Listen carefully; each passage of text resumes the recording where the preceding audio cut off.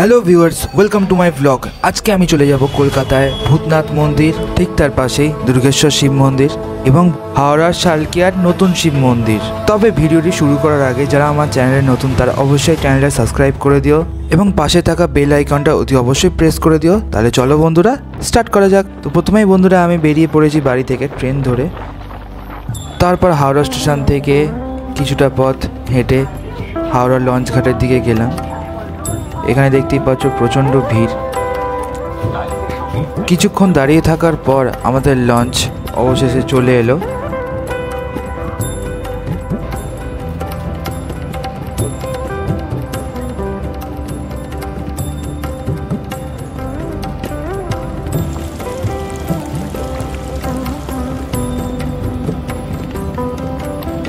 তারপর হাওয়া খেতে খেতে এবং প্রকৃতির এই মায়া ভরা সৌন্দর্য উপভোগ করতে করতে চললাম আহিরিটলা ঘাটে ভূতনাথ মন্দিরে।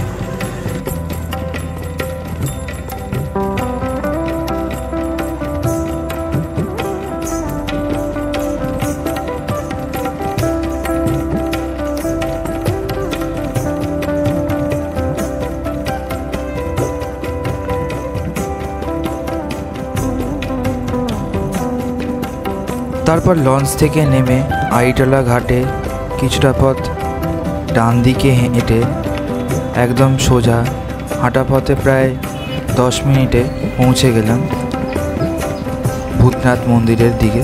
এখানে দেখতেই পাচ্ছ প্রচুর দোকান আছে। সেখানে একটা দোকান থেকে ডালা নিয়ে নিলাম এবং ঘট আমরা সবাই মিলে নিয়ে নিলাম। এই ঘটগুলো প্রায় 50 টাকা বা এই ডালাগুলো যাচ্ছে 51 টাকা করে, এবং যদি শুধু কেউ এর থেকে কমে নেয় তাহলে সেটা হচ্ছে 20 টাকা।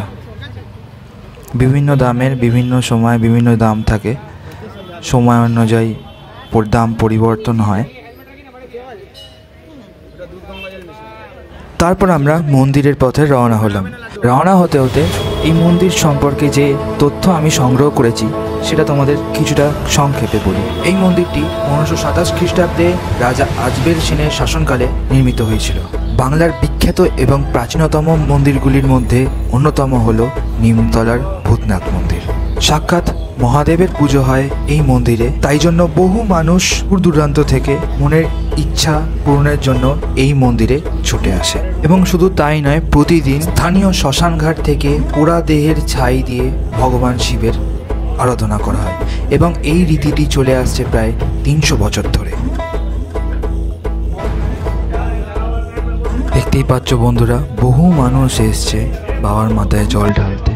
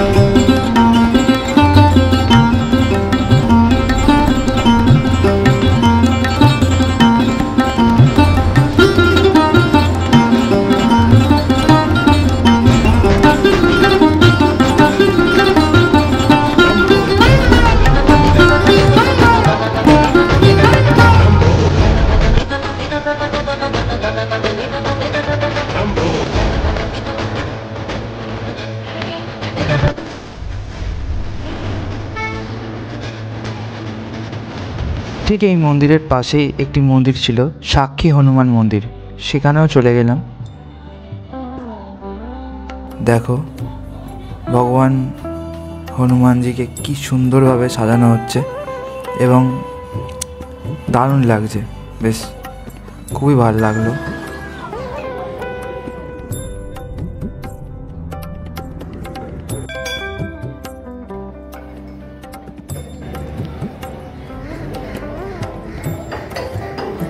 তারপর আমরা চলে গেলাম দুর্গেশ্বর শিব মন্দির অর্থাৎ মোটা মহাদেবের মন্দিরের দিকে। এই মন্দির থেকে প্রায় 5 মিনিটের দূরত্বেই হলো দুর্গেশ্বর শিব মন্দির। এই মন্দিরটি স্থাপিত হয়েছিল 1794 সালে, মানে প্রায় পলাশির যুদ্ধের 3 দশক পরেই। তাহলে বুঝতেই পারছো কতটা পুরনো। এই মন্দিরটি প্রতিষ্ঠিত করেছিলেন হাটখোলা দত্ত পরিবারের মদনমোহন দত্তের 2 ছেলে রসিকলাল দাস দত্ত ও হরলাল দাস দত্ত। তার এই প্রাচীনতম মন্দিরে গর্ভগৃহে রয়েছে একটি বিশাল আকারের শিবলিঙ্গ, যার উচ্চতা প্রায় 10 ফুট।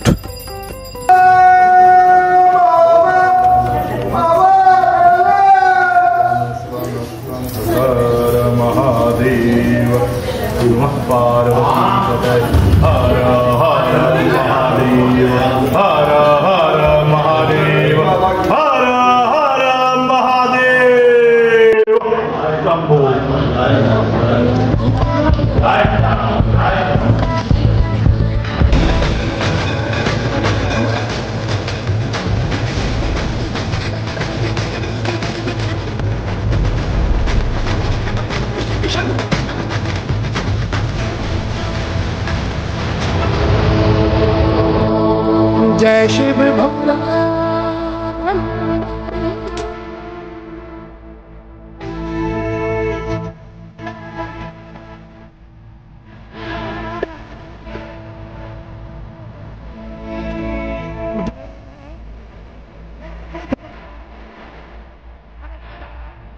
তারপর মন্দির থেকে বেরিয়ে একটুখানি আখের রস খেয়ে গলা ভিজিয়ে নিলাম সবাই মিলে। তারপর আমরা শালকিয়া নতুন মন্দিরের দিকে রওনা হলাম।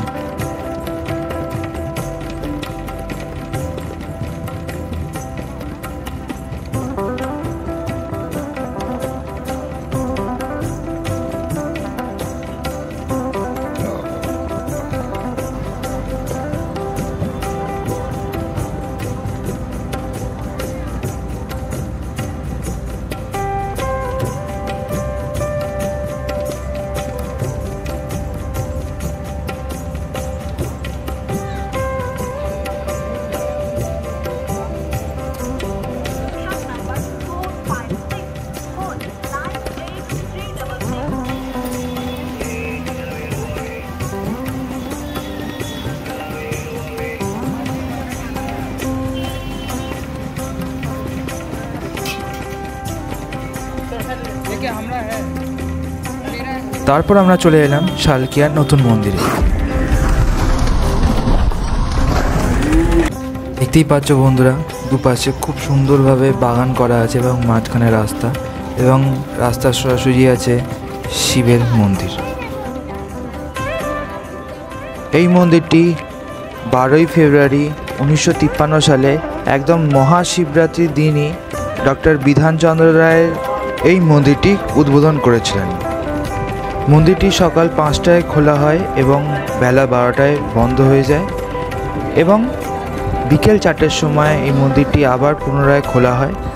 একদম রাত 9টা পর্যন্ত এই মন্দিরের দ্বার খোলা থাকে সাধারণ মানুষের জন্য। এই মন্দিরটির যে মেন আকর্ষণ সেটা হলো এই 51 ফুটের শিবের মূর্তিটি।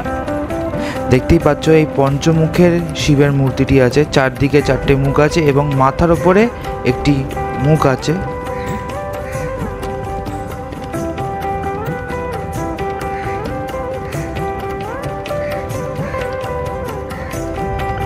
এবং এই মন্দিরটি চারপাশের পরিবেশ এতটাই সুন্দর, চারদিকে পাখি ডাকছে, একটা অপরূপ দারুণ একটা খুব সুন্দর পরিবেশটা।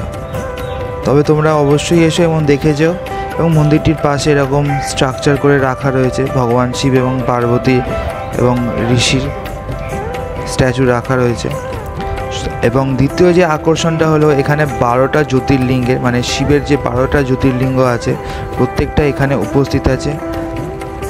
এবং ভবিষ্যতে আমার ইচ্ছা আছে এই 12টা জ্যোতির্লিঙ্গ একদম যেগুলো সত্যিকারে রাখা রয়েছে সেগুলোকে দেখার। এবং এতটা রোদ্দুর গরম ছিল যে কি বলবো, দাঁড়ানো যাচ্ছিল না একবারে মার্বেলের ওপর।